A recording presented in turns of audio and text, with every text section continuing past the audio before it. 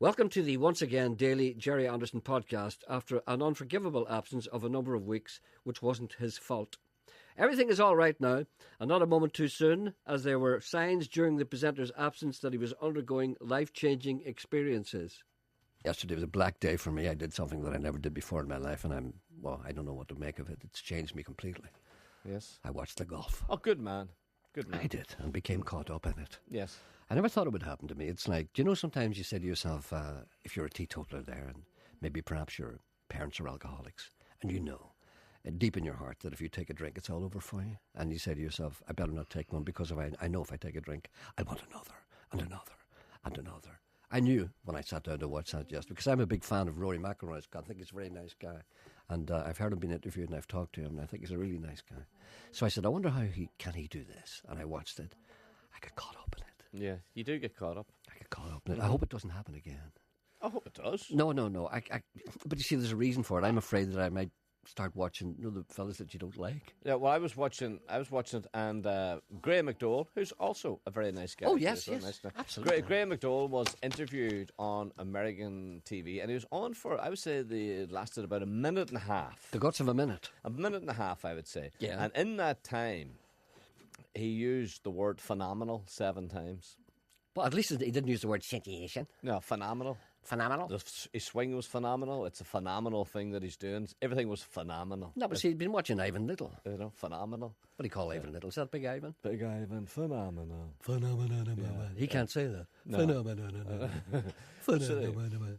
I'll try that again. Phenomenal. Phenomenal. Yeah. Phenomenal.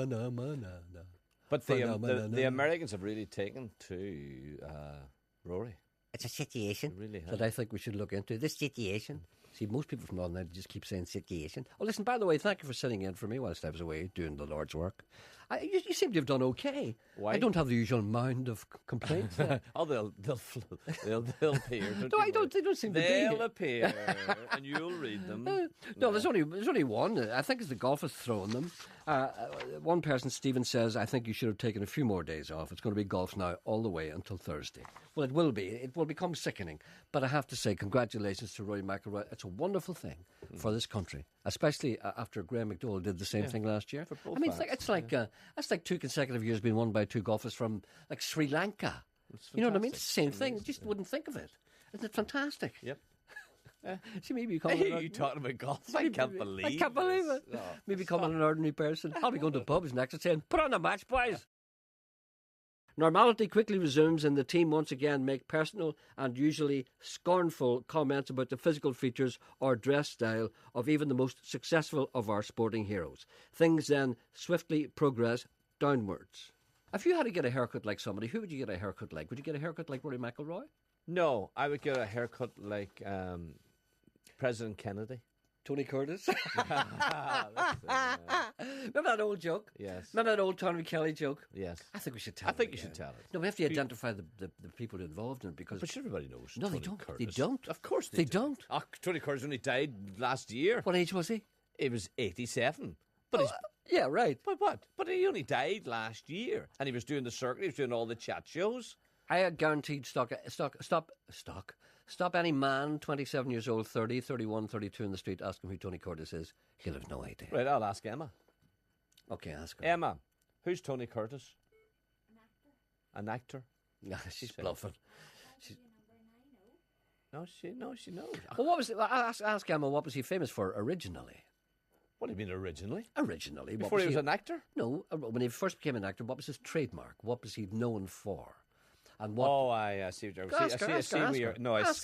Yes, but not many people would know. No, she won't know that. Well, it's just important to know this if I tell this joke. Yes, that's... Ask her. No. Ask her, I said. I see where you're going, and you're right. Without us arguing, I see now where you're going. I thought you meant that people wouldn't know Tony Curtis full stop. Ask her, does she know who Yul Brynner is? She an actor. And do you know anything? What sticks out about him, if I may use that expression? Emma says his bald head. Right. And Tony Curtis was known as the wearer of what it was called a Tony Curtis. He had a hairstyle as well. If you're into the barbers and said a Tony Curtis, he'd give you a hairstyle like, which was a duck's arse and a little pompadour in the front. No. He was a square back. All right, a square back. What was that called? He wasn't a DA. It was called a Boston. You didn't know that, did you? I didn't know that. A square back was called a Boston. A square cut along the back and a bit of a pompadour, right? DA was the Teddy Boys. Doc Sars, yeah. That's it. yeah. Before that. And after that was the Tony Curtis. So it's important. So Tommy Kelly used to tell this joke about the fellow who goes into the barber and he sits down and the barber says, "What can I do for you?" He said, "I'd like a Tony Curtis, please." The barber says, "All right, Dan, okay. Just settle down there. I'll be back in a minute." So the fellow sits there and he kind of falls asleep and he wakes up and he says, and he finds he's totally bald. He says, "What did you do to my hair? I asked you for a Tony Curtis." And the barber said, "Wasn't that the fellow was in The King and I?" I still like that. Who was the old Brenner? The presenter likes to keep most of his charitable work in secret in case others would think he is seeking praise or some manner of acknowledgement or gong from the Queen. He's discovered that it's best to keep civilians in the dark. Why do you not want people to know you're on holiday? Because Why? What's this? What's this? Because when I go on holidays, I don't do the same things as other people do. But you were on holiday. No, I wasn't. I You was were? No, I wasn't. You were on. I took holidays, right? Yes. I took holiday vacation time. But when you take holiday vacation time, you go in Spain and drink like a fish. I do not. Oh, you do? I do not. Well, you go to Portugal and drink like a fish. No, wherever I go, I don't. You do? I walk. You walk and then you drink like a fish. You ask Noel Thompson. Do you go on holidays with him? No, but I've talked to Noel. Do you talk to Noel? Yeah. I've talked to Noel. Did you talk to Noel? Yeah, I What talked do to you talk to him Noel. I about? talked to Noel about walking. Noel Do gives, you really? Noel gives me advice. About how to walk? Yeah.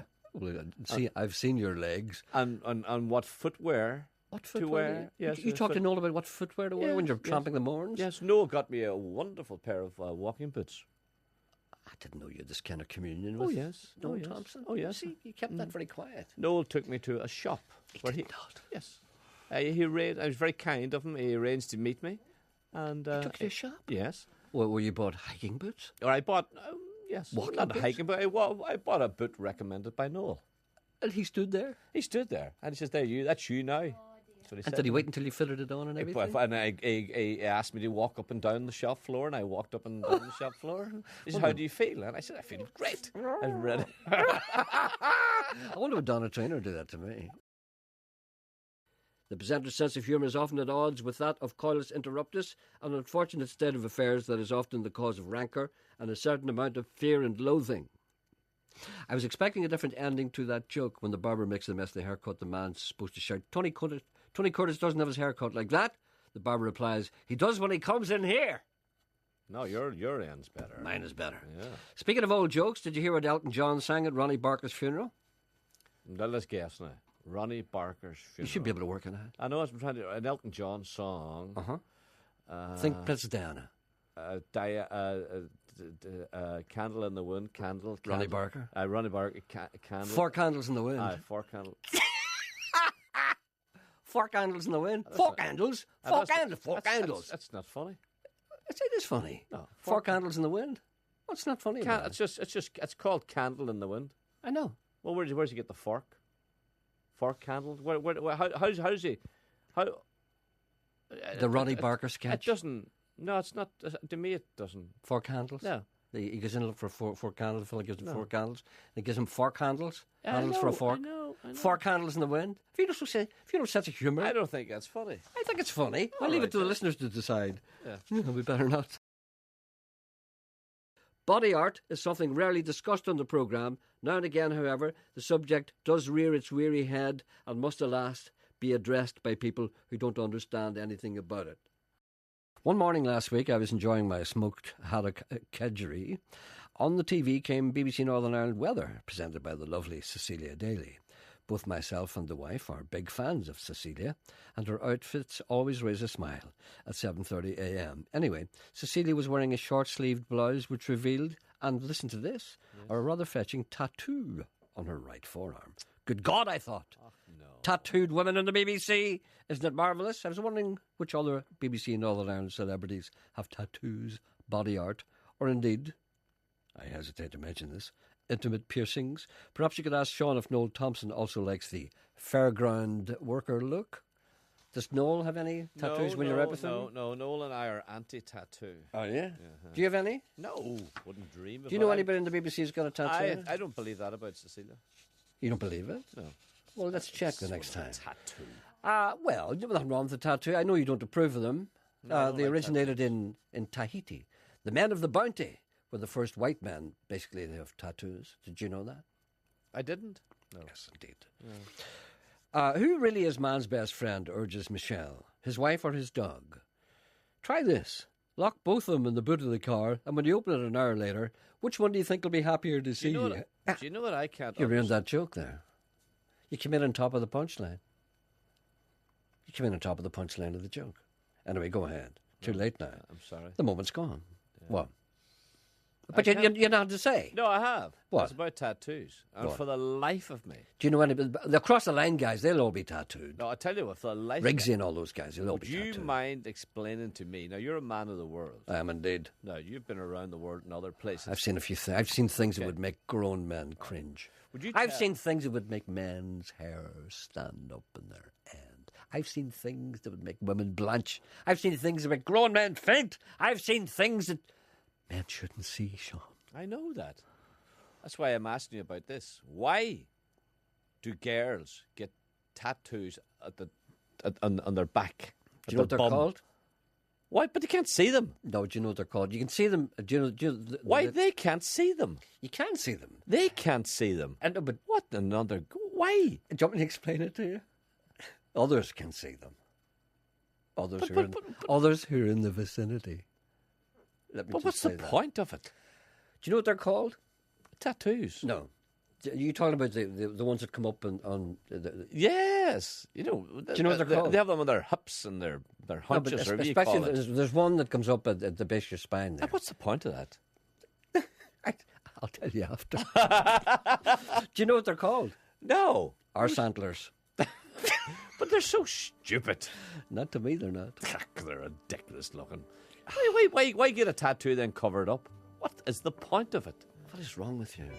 Don't you understand? I'm outlaw. If I ever become First Minister, I'm outlawing tattoo parlours. Why don't you just whip people because you don't like the look of them and then kill everybody who wears a camel hair coat? Thank you for listening. Back again tomorrow. I hope